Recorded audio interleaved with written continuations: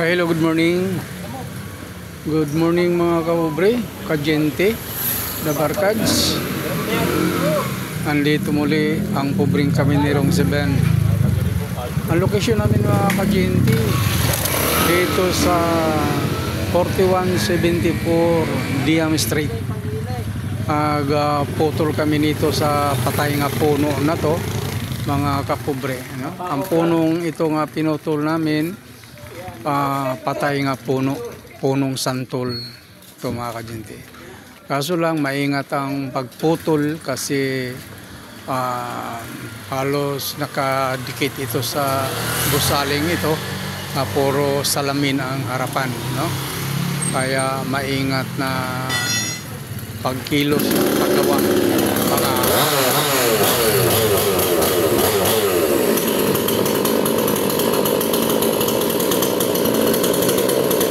overtime na ang paggawa namin dito kasi dapat hanggang alas 10 lang kami, pero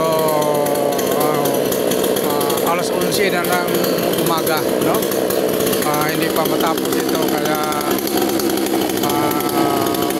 kung ano man pinaplano na catering boys na to,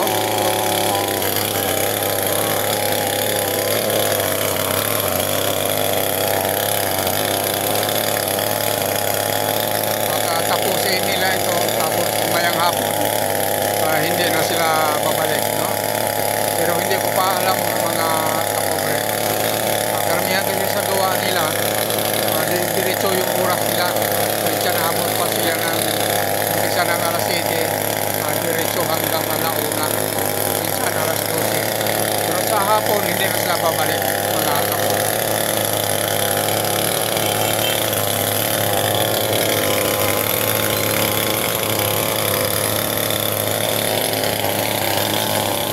Mga kapobre, ang location namin 7174 Diam Street mga kapobre. Ang puno na to mismo nandito sa harapan ng gusaling ito. Nakita niyo yung gusaling na yan. Yan mga kapobre. Ilang tabas na lang tapos na. Kaso lang sagad ang pagtabas nito mga kapobre, sagad sa ground level ang pagputol nito mga kapobre. Muli ang kahoy nito ay patay, no? Oo, dry tree ito, punong santol ito. Dahil may nakaparada dito nga mga sasakyan sa ilalim ng punong ito, tapos patay na itong puno na to, delikado baka bumagsak. Kaya ang ginawa ng may-ari sa gusaling ito, ni-request at ito na mga kapobre, sentensyado na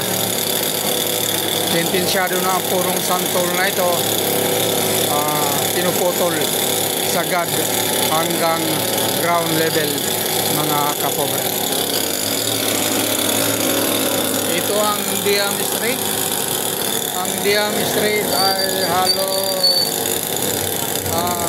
tapat ng Ginty Elementary School, General De Leon LM School mga kapobre. Beside lang sa Ginty Road mga kapobre.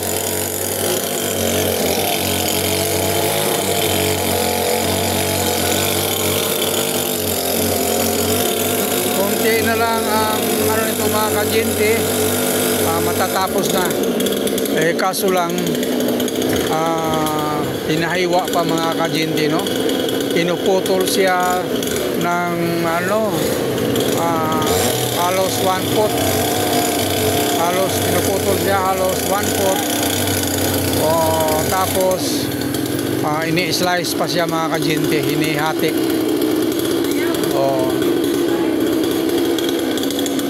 Request sa may-ari kasi gagamitin yata ng may-ari nito para panggatong mga kapobre.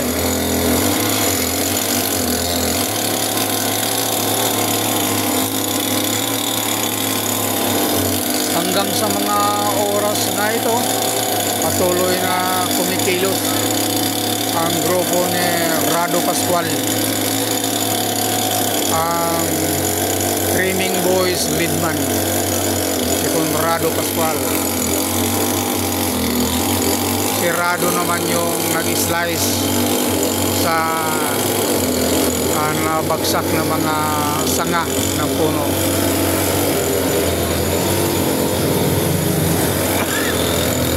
Dito sa baba, mga kapobre, si Rado ang nag-slice at nagputol-putol sa mga nabagsak na puno dito sa baba, mga kapobre.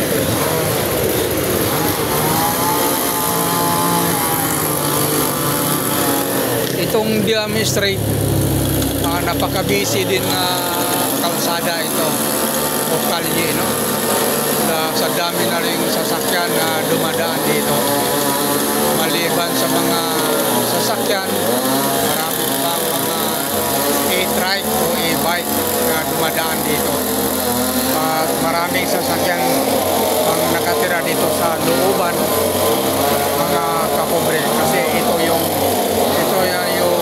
main road. Ito na yung main road dito sa Diame Street, mga kapobre. Kaya mga kapobre, dalawang senso ang ginagamit dito. Dalawang senso ang ginagamit, mga kapobre. Yan lang muna ang ipinapakita ni Dane sa update sa araw na ito. Ang araw ngayon ay Tuesday, May 6, 2025, mga kapobre. Muli, thank you so much. Ito si Ben Binser Ibanez, ang pobreng kaminero ng General T. De Leon. Thank you so much. We love you all. God bless sa ating lahat. Bye!